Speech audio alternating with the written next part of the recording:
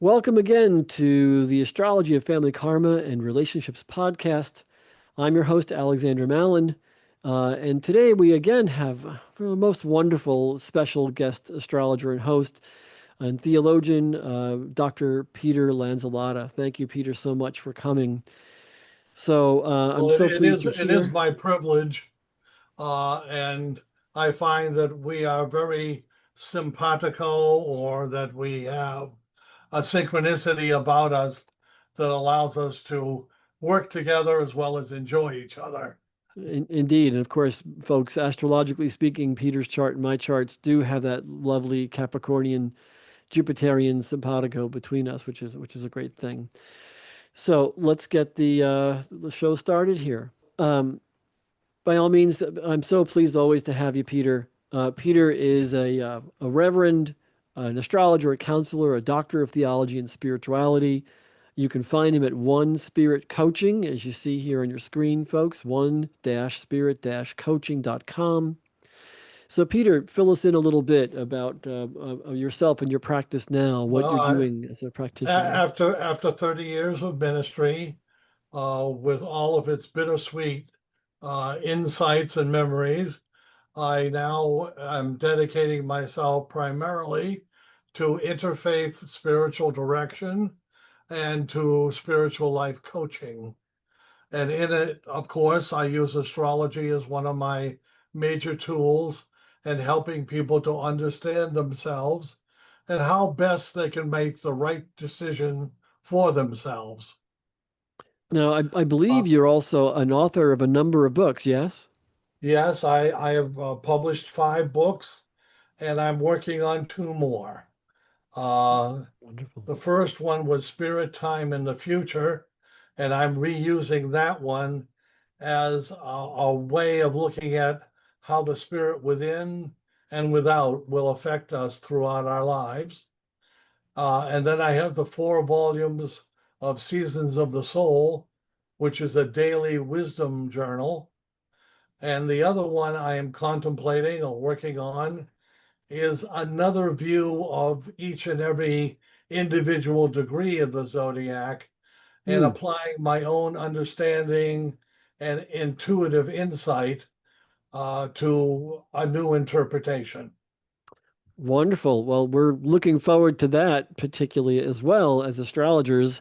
Uh, People who are studying astrology might or might not know, Peter, that each degree of the zodiac has a symbolization to it. And there are a number of different authors out there. One of the more famous, of course, Dr. Mark Edmund Jones, and also reinterpreted by the great Dane Rudhyar, the Sabian symbols, each degree of the zodiac. But you're creating a whole nother interpretation based on others' work as well, and reinterpreting. Yes, not to replace it. I wouldn't be that arrogant, Yeah. but to believe that each and every one of us can contact the degrees of the zodiac intuitively and see what they have as a message for our souls, and how that can be universal wisdom for anyone else who reads what we have written. So, in a practical way, in a practical format, each degree of the zodiac really talks about each person's birthday. That Yes, every individual person's birth date, your sun degree placement in your birth mhm, chart, or your moon degree, or your ascendant degree, that's the right. midheaven degree, things that are really personal to a chart. Those 4 degrees, It particularly. gives you a more unique signature that just reading the sun sign could never give. And so each degree has its own symbol, its own energetic, its own sort of mythic Gnostic meaning. Yeah. Yes. Hmm, interesting. Yeah, yeah, wonderful. Well, I love that. Okay, so returning here. Uh, so indeed, thank you. I'm so pleased to always have you here. Peter's just a font of information for us. It's really great to work with you. So today our discussion again is this summer solstice of 2025. That we are having this summer solstice on June 20th. roughly 10:44, I think it is, in the evening from Washington, D.C. But I have a slide here to just talk about what this what the solstice is. Why are the solstices and the equinoctial points, those four turning points of the year, the summer solstice meaning the beginning of summer, the summer solstice meaning the sun being at its highest. Every Neolithic stone, uh, Egyptian pyramidal Stonehenge structure, all the Neolithic structures, all the stone dolmen, all the standing stone sites, all the great circles in Native American astronomy, archaeoastronomy lore. Look at these solstice points like the summer solstice. The Sphinx, they say, if you stand at the Sphinx, aside the Sphinx, and gaze westward at the summer solstice sunset, the sunset sets right between the two great pyramids. And keep in mind, right, Peter, that the pyramids are formed so incredibly mathematically perfectly exact within a minute degree or part of a degree that this is no accident that these ancient Stonehenge and pyramidal structures mark the passage of time, the calendar, if you will, the seasons, the standing sun at summertime, right? They are key, known for the sun and its apparition on the solstices, like the summer solstice. We chatted a little bit before. I'm curious if you have ideas about those. Well, what came to me is that I wrote a sermon presentation on the sun, the soul, and the solstice that was received very well. And in it, I talked about it being one of the seasons of the soul, and that the solstice is an opportunity in the summer to look at ways in which we can expand our awareness and our soulful life. And in the winter, it's how to integrate or release that isn't useful to our soul or to our spiritual formation. So take these times of calendar and soul as opportunities for you to reflect on your life path and the direction your soul is taking.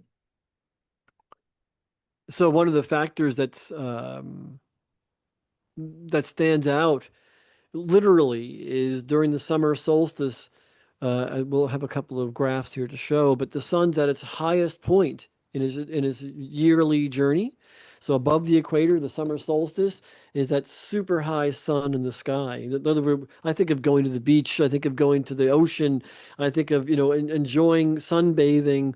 But it is that solar force that is super high during the summer solstice and the solar force that is super low, the sun's very low during the winter solstice. And you're talking about the nature of the journey of the soul, SOL, the sun, the nature of soul and its journey throughout the year. Yeah. Yes. And to respect those rhythms and to understand that this is an outward time of energy and connection for adventure and exploration. Just like the winter, it's a time for nesting, introspection, and releasing anything from the previous year. So the astronomy of it is summer solstice, the longest day, and the winter solstice, the longest night.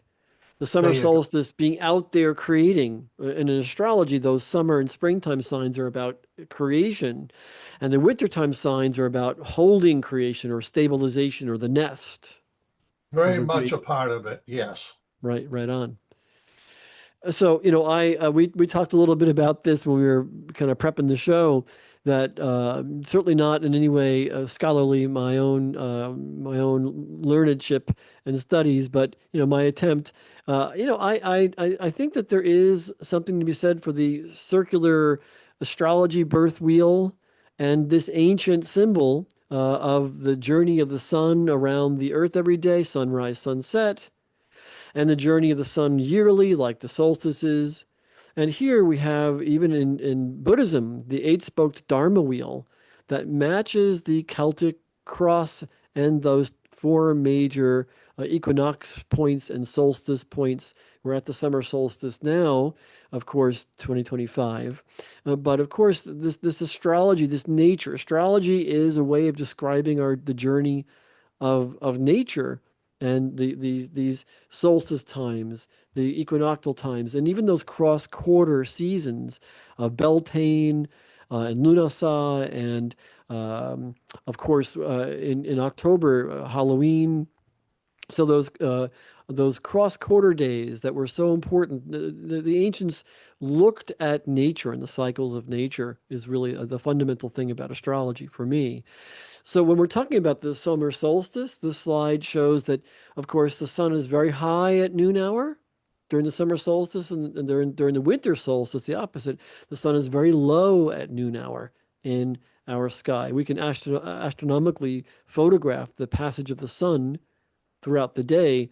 The summer solstice, the sun high, the mid seasons when you have equal days and equal night length, and then that midnight, that I should say wintertime solstice, where the sun is very very low to the horizon. In the Arctic Circle, the sun never rises in the winter. So it's important to understand astrologically, astronomically. The summer solstice is that super high sun in the sky. In other words, the summer solstice occurring June, July, we could say Cancer and Leo people, the sun's passing in front of the star pattern of Cancer and Leo. Cancers and Leos are the show-offs of the zodiac, the outer world of success. And even the opposite sign, the wintertime solstice, Capricorn, Aquarius, marks the season of the changing world, the practical stabilization. Or since you're an Aquarian, Peter, you were saying not all Aquarians are necessarily practical. But I think of Ronald Reagan Aquarian, and now, of course, I think of Dr. Peter Lanzalotta Aquarian. So practicality isn't always the only Aquarian element of the winter solstice. There's that going within review. There's that going within soulfulness. Yes, I believe that the winter signs are more given to intuition, introspection, assessment, because they're working on their personal soulful growth and their internal clarity. So again, when we talk astrology, I like to tell my clients and students, we're not talking about sun signs, the sun moving in front of a star pattern, or in other words, a calendar. I like to look at them as season signs. How the human psyche and the human culture collective moves through the season. The springing of springtime, the culmination of the summer solstice, the sun falling into fall, and of course at winter solstice, the inward going man. Literally, when I lived in Woodstock for 20 years in Woodstock, New York, I would commonly meet people occasionally at gatherings. And if it was wintertime, I'd say, oh, well, we're getting ready for holiday season. I'm sure I'll see you out there for Christmas or Hanukkah celebration. Oh, no, no. I'm going to my cabin. I'm going to do my art. I'll see you next spring. And I think you're joking, right? No, no, I'm serious. I go to my cabin and I do my art, my inner introspective creative work. I'll see you next spring. That's a true Now, mountain. and let me add this little cultural paradox, which is one of the reasons why the Christmas season is so difficult for people. It's because the natural energies are inward, Mm. not outward commercial celebrations, parties.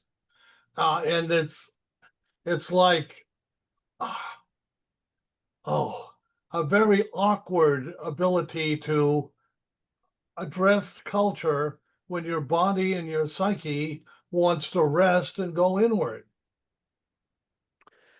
Indeed, it is the celebration, the winter solstice the winter solstice, Christmas, Hanukkah, they are the celebration of the sun will rise again. They're the celebration that while it's the longest night compared to the summer solstice, the longest day, the winter is the longest night, and we will light the menorah, light the candle, light the hearth in the fireplace of our home to celebrate that the light will rise again eventually, but not for a little while yet. That's the That's winter the solstice. The summer that's the solstice, the winter. best interpretation of it without the crass commercialism that our culture layers on it.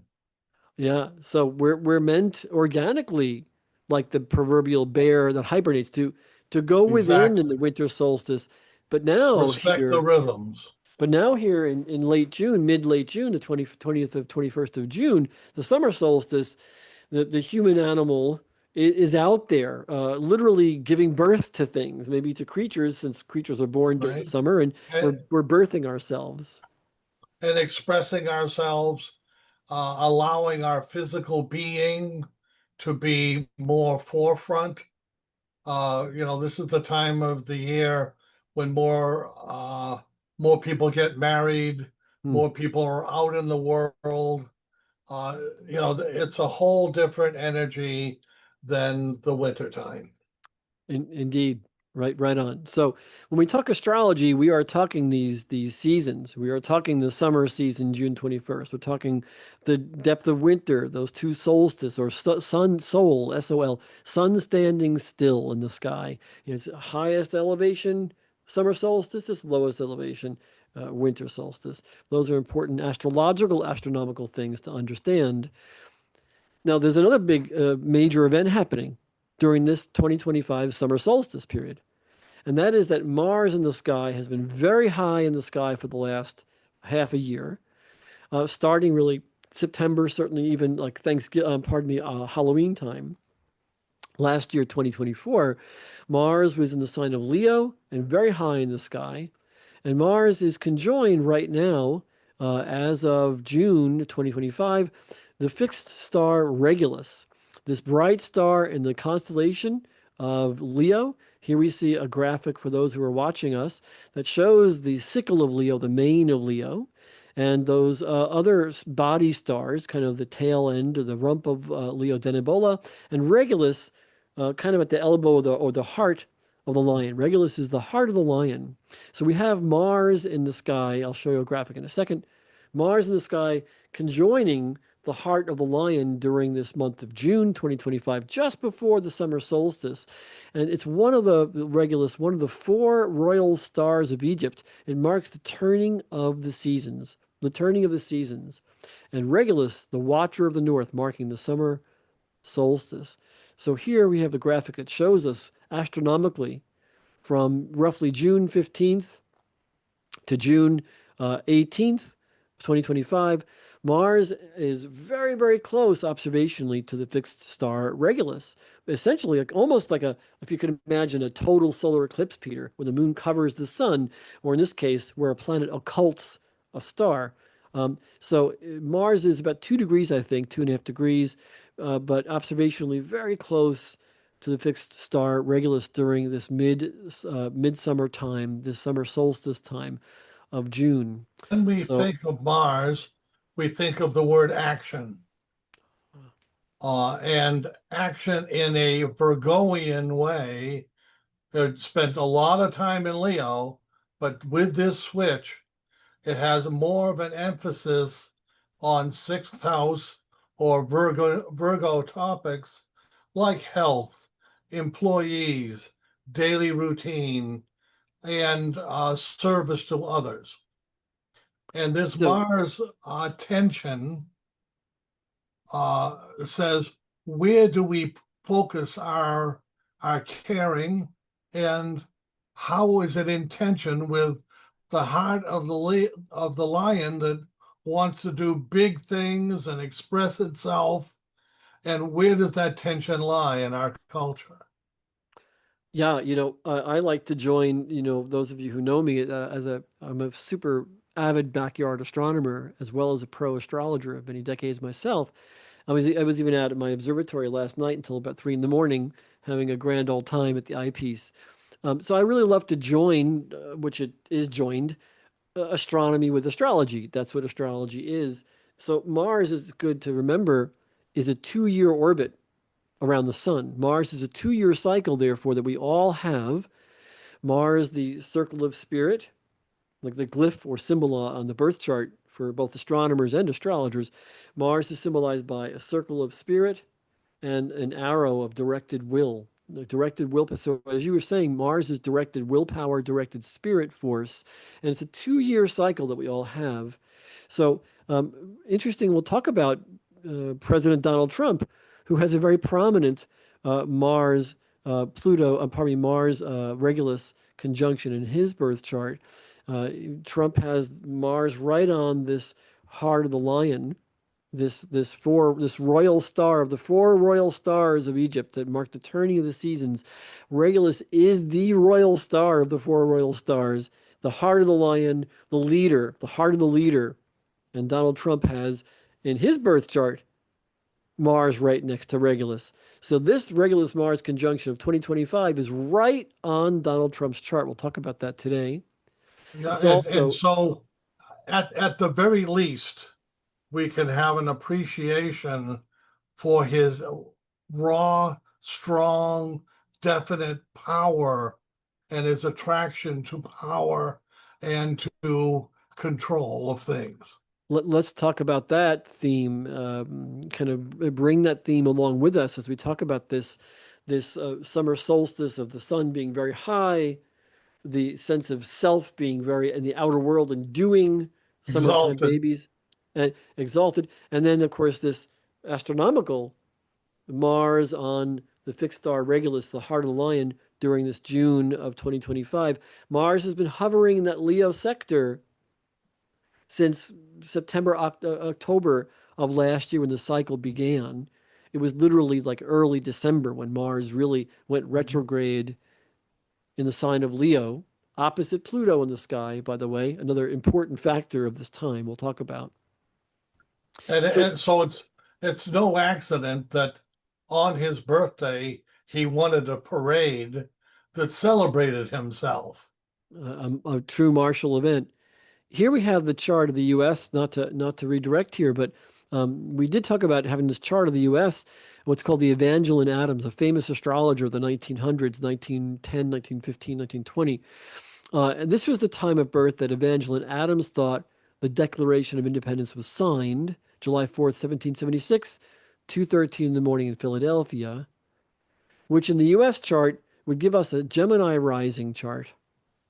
Now, when we look at the summer solstice of 2025, most astrologers take the birth chart of a person or a nation and wrap around these transits, what's happening, cycles, which we have here shown in our chart wheel. The U.S. chart being a 12 degree Cancer nation with Jupiter and Venus and Mars near it when we were born, when the Declaration was signed, July 4th, 1776.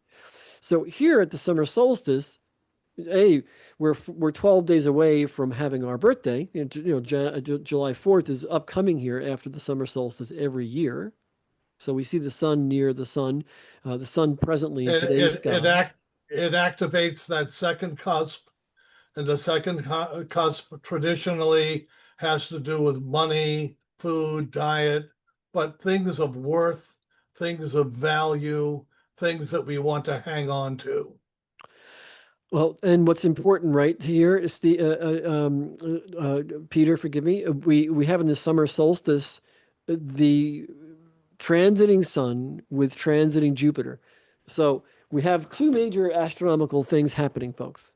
We So when have you think of our financial picture in our country, where we're dealing with roiling problems Mhm. concerning taxation, tariffs, inflation, and just the cost of living, we could see these two very energetic sources, the sun and Jupiter, being right front and center. Yeah, so there are two major things happening this summer solstice of 25. The Sun Jupiter conjunction that's approaching rapidly in the next few days. The fact that the US always has its birthday just after the summer solstice every single year on July 4th, so the sun's approaching the sun. in the US chart. And the US is having a 12-year orbit of Jupiter happening right now, where for all humans, wherever the Jupiter is in your birth chart, it will take 12 years for it to return. So the US is having its 12-year Jupiter return. And Jupiter, the largest planet, does in fact coincide with largesse or big things happening or grandiose things happening. So for instance, we had the grandiose, parade, military parade. We have grandiose demonstrations, and Jupiter is extremes, is it not, Peter? So as you say in the Yeah, second house, there's not, extremes there's of very money little issues. that's a moderate force in Jupiter. If anything, it may be blown out of proportion in order to express itself. So Jupiter, also called Jove in other cultures, can coincide with cycles, 12-year cycles of things uh, exacerbating. In a way, when you look at a person, a client's chart, Peter, I think most astrologers would say having a Jupiter return on your birthday would be very auspicious. So Yes.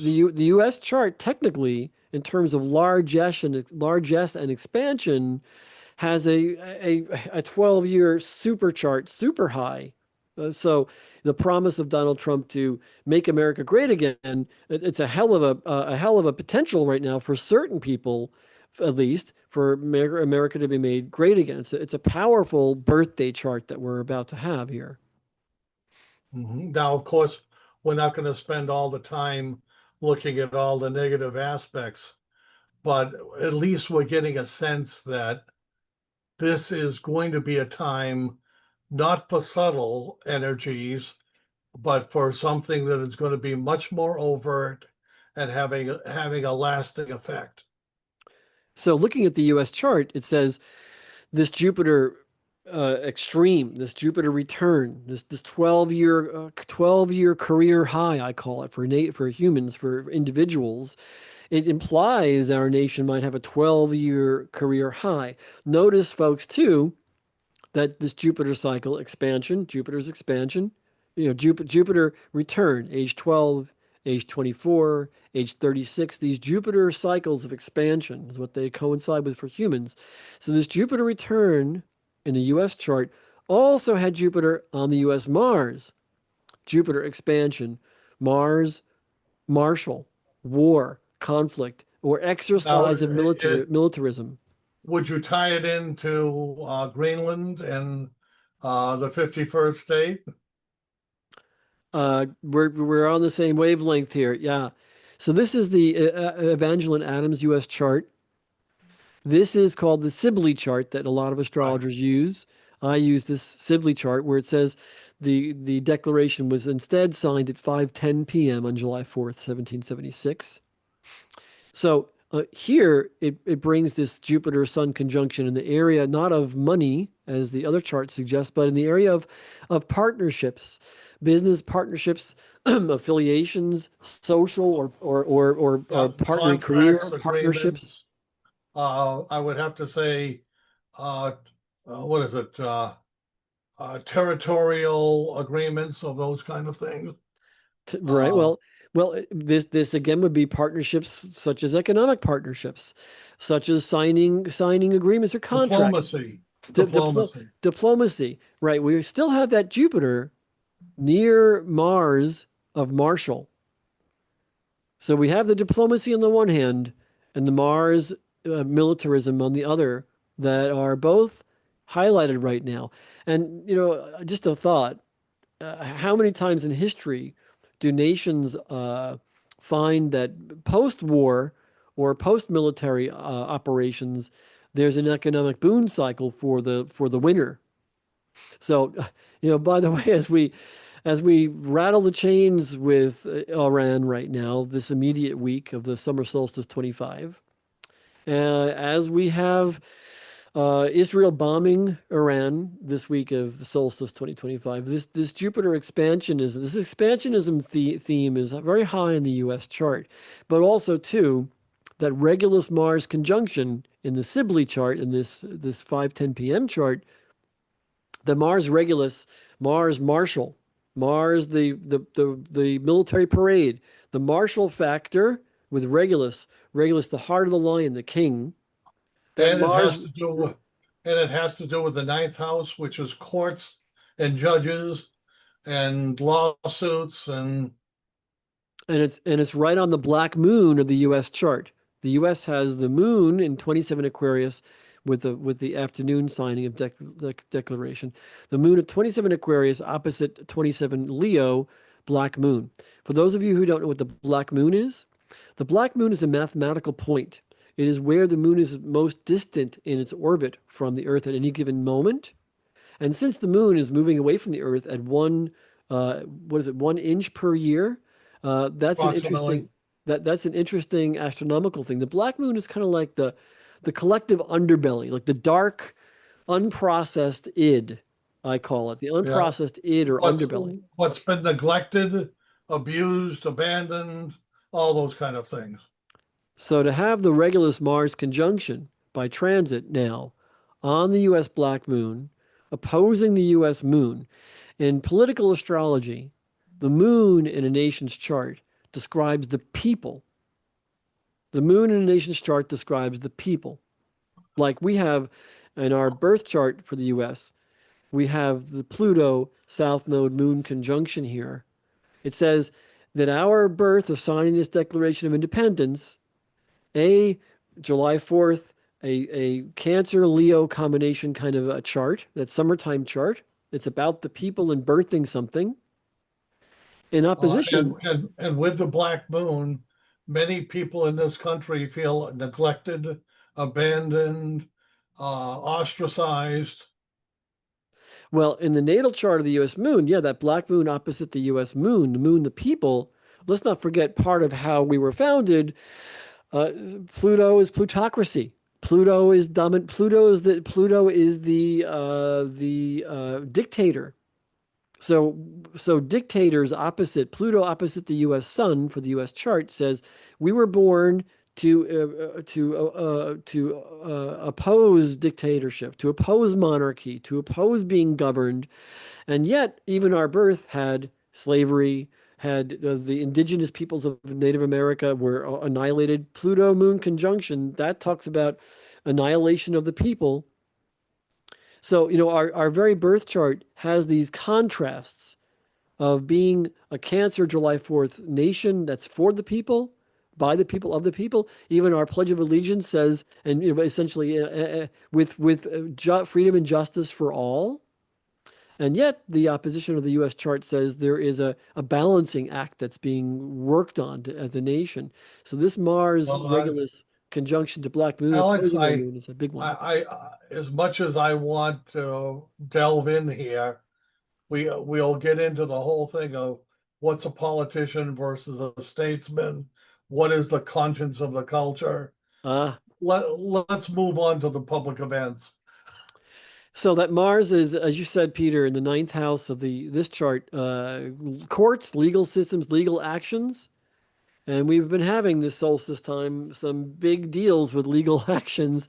We had our military parade, Mars, a military parade, Mars Regulus, Regulus, the heart of the lion, a military show, and also people parading No Kings, No King's Day.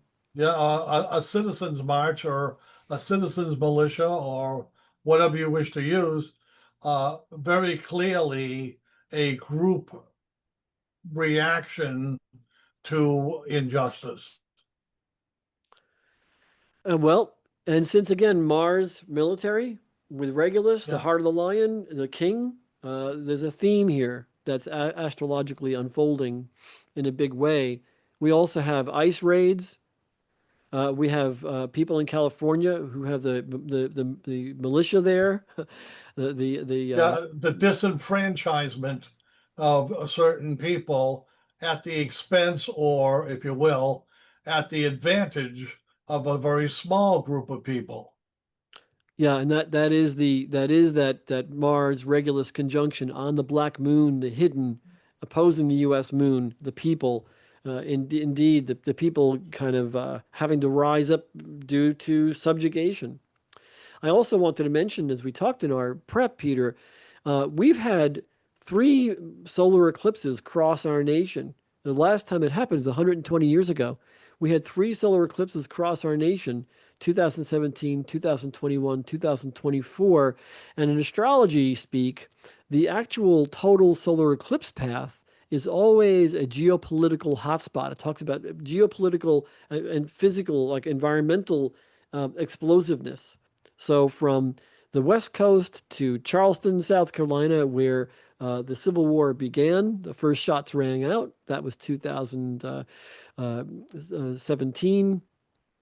We And had the, and where they all cross, yeah, there is this enormous turmoil on the West Coast, very unusual flooding and fires and things of that sort. terrible fires since 2000. In Texas, we've had the droughts and the focal point of a lot of this immigration fiasco. The And then border in the Midwest, we've had fires and floods and tornadoes, and tornadoes. extraordinary flooding, extraordinary tornadic.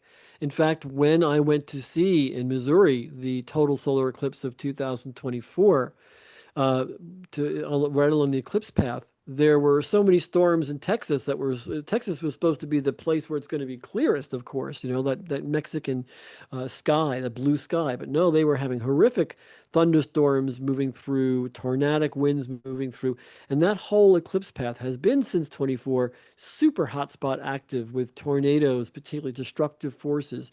Now, the important thing of these eclipses crossing across the nation the way it has, these eclipses, you can see graphically, divide the nation north from south, north from south, north from south. We see it, and even the solar eclipse of 2021 divided California and Mexico from the rest of the U.S., right, kind of right along the border states. So those are important, interesting graphics to see where these astronomical events, these eclipse paths, have crossed our nation. And indeed, um, wow, it even kind of reminds me, frankly, of the Confederate flag. I don't know why this cross sort of, it brings up imagery in my mind. Yeah. Well, let's not go there. So, well, it talks about the challenge of the past, meeting the present, and growing forward. So Donald Trump was born during a total lunar eclipse when Mars, as it is now, 2025, Mars was in Leo, conjoined the fixed star Regulus right on Donald's chart. Here's Donald And Trump's chart, and here's that Mars in his birth chart, conjunct his ascendant, conjunct the fixed star Regulus during the and we see a disdain for logic, reason, and science for the sake of his own personal points of view and his own adamant desire to put himself forward as a monarch. And in astrology speak, he has his ascendant conjoin Regulus, the heart of the lion, the royal star of royal stars, and Mars was right there conjoined to it when he was born. We're having a Mars Regulus conjunction in the sky, as we showed you earlier, right on his ascendant. So he has a military parade for himself. Right. This is the chart of someone who might be very ego driven, who might be very monarchical, kind of a monarch figure, certainly who would feel themselves to have a prominent sense of self, right? Wouldn't that be the case? And very fiery against any criticism, and also very impatient with anyone who doesn't agree with him. And he's got that Pluto in his birth chart, Trump does, conjoined to that Mars. I think of Pluto discovered 1930. I think of plutonium discovered 1935. I think of Hiroshima and Nagasaki in 1945. And Pluto Mars together, Pluto, plutonium, Mars, the TNT, Mars, the what do you call it? The fuse. Mars, the fuse, and Pluto, the plutonium. The combination, Pluto Mars conjunction, even some would say it's a And Y. of course, the leading issue with Iran is nuclear. The leading issue. Well, this is one when we were discussing Trump perhaps even running for president. I saw the Regulus Mars conjunction in his chart conjoined to Pluto. This could be a war hawk Mars rising. By the way, the rising part of a chart rules the ascendant. The ascendant rules one's physical, being born on the earth, astronomically. Here's the earth, being earthed. It's your body. And Mars is what color? Orange. What color is Donald? He's quite orange. So it's quite kind of a little bit of a joke, but it's true. If a person has Mars rising in their chart, when they get angry, they get flushed, they get red. They have a red face or get red in the cheeks when they get angry or anxious. Mars rising people very typically have that. Mars Sun conjunction will have that too. And here Mars, he is orangey. Mars is quite orangey astronomically. Yes, Pluto, what is it? He looks like Cheetos and acts like a taco. that's there you go. Uh, you know, Mars conjoined Pluto. Pluto rules monarchs. Pluto rules dictators. Pluto rules plutocrats. So Mars and Regulus intensifies his identification of himself as a Pluto, a plutocratic martial ruler. Yeah, he certainly doesn't suffer from humility. And I arrow here that he was born during a total lunar eclipse where the Earth's shadow covers the moon, covers one's emotions, Emotions and family, emotional connection. The ego is highlighted as a daytime birth here in the top of the chart. Conjoined Uranus, the planet that was discovered during the French and American revolutions. Donald Trump is indeed a revolutionary, and he's also quite the monarch and even the dictatorial monarch is what I would see from this chart. His emotions yeah, are cut we off. will come back to Trump almost every time we have one of these podcasts. His chart Um, is so rich with symbolism. Here's the US chart again. Let's not forget that Mars Regulus conjunction right now, that is right on a Mars Regulus return for Donald Trump right now, highlighting his sense of personal power. It's dead opposite the US moon. So Trump's ascendant Mars Pluto conjunction is dead opposite where the US moon is. The US moon in Donald Trump's chart falls at his marriage angle. So the US moon falls at Trump's marriage angle or partnership angle, and his martial quality falls in opposition to that. He is in opposition to the people, is what that says. Interestingly, J.D. Vance also has Regulus rising in his birth chart, as does Donald Trump. Donald Trump has got 29 Leo rising. Vance has 27, almost 28 Leo rising. They both have the fixed star Regulus rising. The rising part of the chart, Peter talks about persona. Carl Jung called it persona. How one packages or perceives oneself to rise to meet the outer world. and So in I'm the wondering, traditional Greek, persona is the mask you wear so that you can convey your position or your attitude towards life. interesting, the mask you wear, the how you convey your position of self. Well, in astrology 101, the ascendant describes sort of collectively how we are wired even at birth, how we are earthed to ascend to meet the demands of the outer world. Mhm. It's quite interesting. Both of them, both Trump and J.D. Vance, are sunrise babies. They are both babies who were born. Trump late morning, Vance early morning. They're both born to rise to the outer world. You know who else had a morning chart like this? Bill Clinton. A lot of politicians have a 12, Well, 11, 10. as much as he may, as much as the pair of them are distasteful, uh, you can't dispute their popularity or even having some charisma. Right. So Leo rising, Leo people in general, where the sun is at its highest, Cancer and Leo, that summer solstice time we're in. The getting out in the world, being of the world. A baby born during Cancer and Leo time, and Trump is born just 7 days, a week before the sign of Cancer. Donald Trump's a Gemini, born a week before Cancer. J.D. Vance is born as a Leo. And I always teach summertime babies.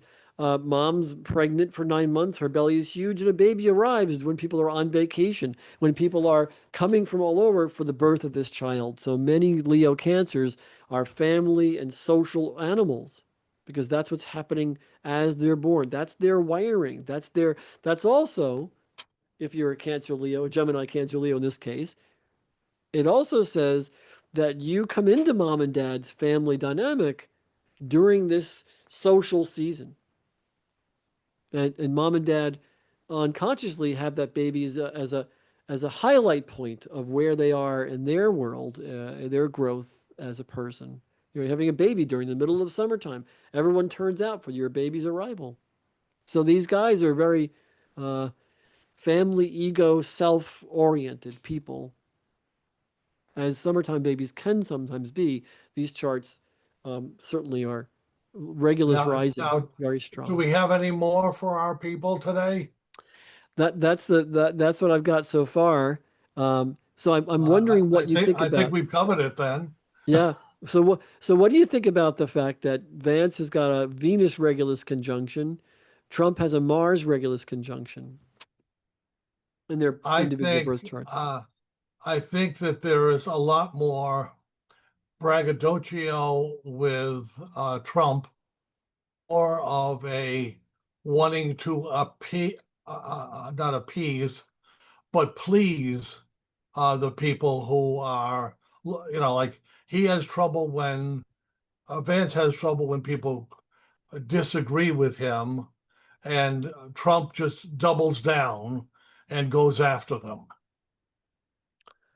I think that there is a great deal of disappointment in Vance's voice, and I think that there's a quality of arrogance in Trump's voice. So I think about that Venus rising in Vance's chart. It reminds me of another Leo Venus rising person, Bill Clinton. Both of them, Vance and Clinton, have a similar chart structure in that there is this quality of Venus rising to charm, be charming, and Yeah. aren't they talking about Vance using eyeliner or something? There's jokes about him looking like he's got eyeliner or something. This quality of charming people and being seductively charming. So it, Well, yeah, it I don't sense that he is seductive as he is trying to be someone who curries favor or who's looking for allies that will support him in his quest for popularity. Uh, I don't know how strong that Venus is and whether it has lots of aspects against it, but I do think that he, uh, how do I say it? Uh, I think he relies too much on his life story and his appeal to uh, common uh, common values, and he doesn't like when people challenge his outlook on life. I agree. It's a good assessment. One of the last things I want to point out, if I may, is J.D. Vance, that Regulus Venus conjunction, Donald Trump, the We haven't Mars, even gotten into his wife yet.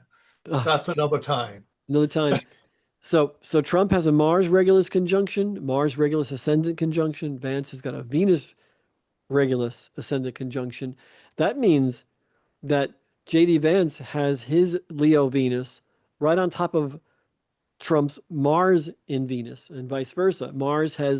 Trump rather has his Mars in Leo on top of Vance's Venus in Leo. And Venus Mars, usually you think of like sexual romantic relationships.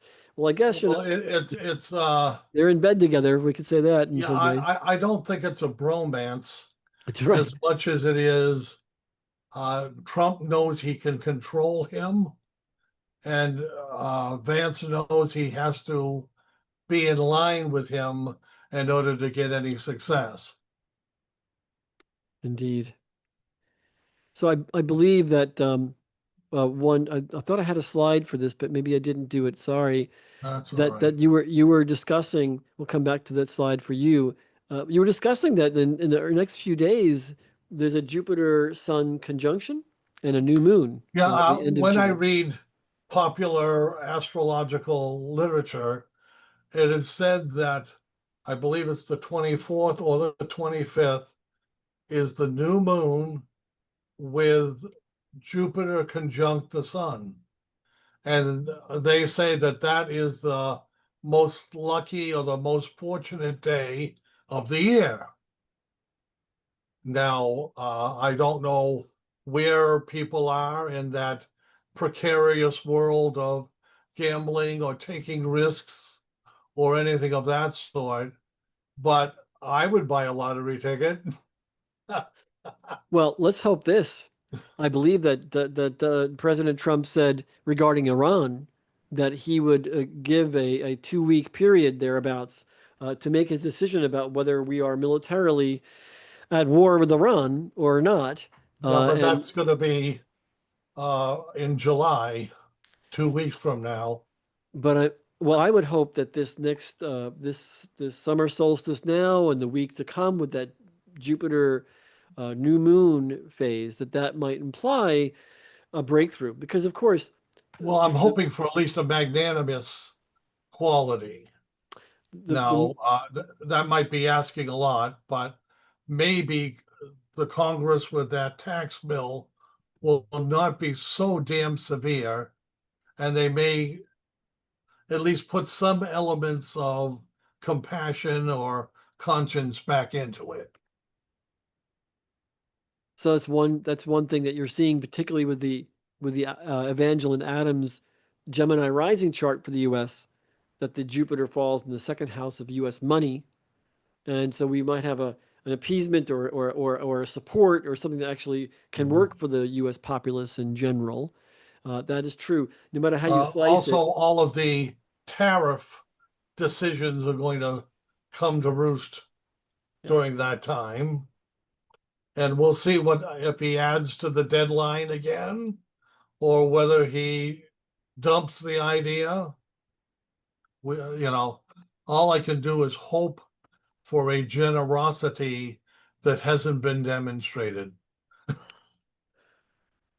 Because Jupiter cycles, you're saying, usually coincide with a beneficence, some kind of Yeah. the great benefactor, this quality of largesse or big-hearted or philosophical, Or, spiritual, or are, in that are Sagittarian quality of idealism and altruism, and taking the law for its true conscience rather than just its power.